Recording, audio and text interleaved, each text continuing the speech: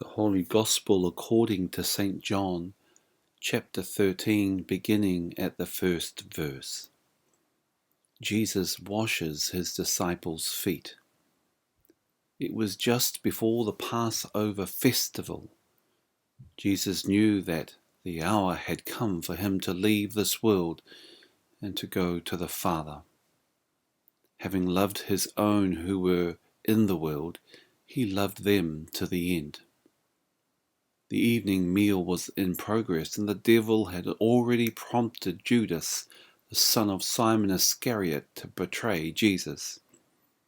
Jesus knew that the Father had put all things under his power, and that he had come from God and was returning to God. So he got up from the meal, took off his outer clothing, and wrapped a towel around his waist. After that he poured water into a basin and began to wash his disciples' feet, drying them with the towel that was wrapped around him.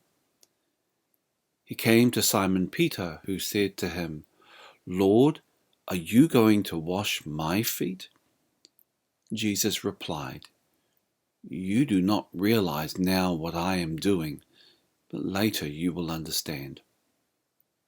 "No," said Peter, "you shall never wash my feet." Jesus answered, "Unless I wash you, you have no part with me." "Then, Lord," Simon Peter replied, "not just my feet, but my hands and my head as well." Jesus answered, "Those who have had a bath need only to wash their feet. Their whole body is clean, and you are clean, though not every one of you." For he knew who was going to betray him, and that was why he said not everyone was clean. When he had finished washing their feet, he put on his clothes and returned to his place. "Do you understand what I have done for you?" he asked them. "You call me teacher and Lord, and rightfully so, for that is what I am.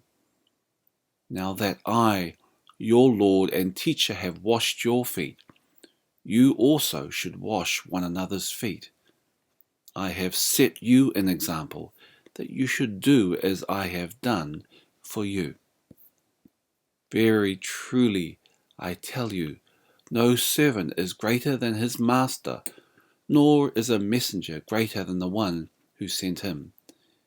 Now that you know these things, you will be blessed if you do them." Jesus predicts Peter's denial. When he was gone, Jesus said, "Now the Son of Man is glorified, and God is glorified in him. If God is glorified in him, God will glorify the Son in himself, and will glorify him at once. My children, I will be with you only a little longer. You will look for me, and just as I told the Jews, so I tell you now, where I am going, you cannot come. A new commandment I give you: love one another as I have loved you. So you must love one another. By this everyone will know that you are my disciples, if you love one another." Well, here we are at Maundy Thursday, a day where traditionally we would celebrate in the final Holy Eucharist of the season of Lent, where we would share in the receiving of the body and blood of Christ one final time before Easter, an event which is detailed in all of the Holy Gospels. However, in the reading we've just heard today, that from the Gospel of St. John, a greater emphasis is placed around the washing of the disciples' feet.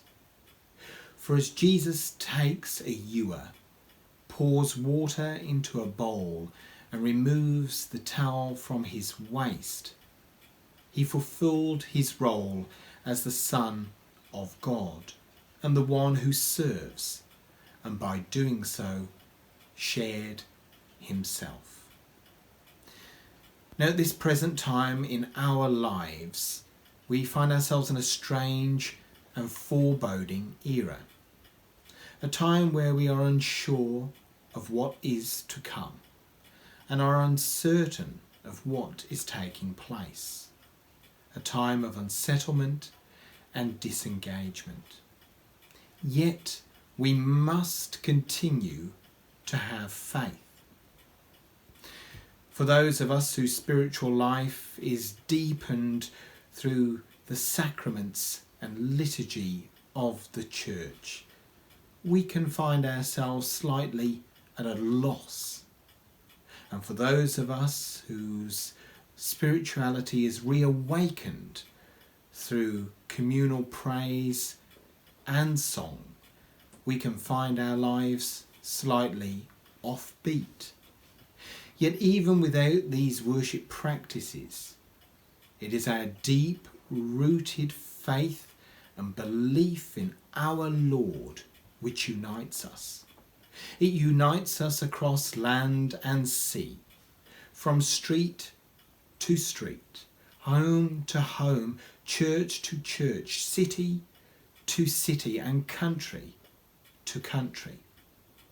Our belief in the Lord's goodness and grace, his love and compassion, his care and concern, all of which he showed on the night before he died.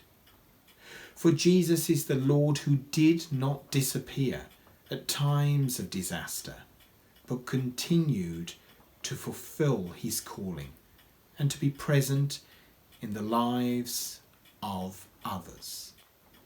At this moment in our lives, we need look no further than to him as our example for serving one another and loving one another as he so loves us. Sharing all we have, our passions, our energy, our resources and our prayers, as we continue to be witnesses to the story of Christ to those around us. Today, as we are reminded through the acts of Jesus that we who believe in him are together, even while we may be physically apart, let us know that we will always be reunited after times of trial and trepidation. So as we move through the next few days, may our hearts continue to grow in love for the Messiah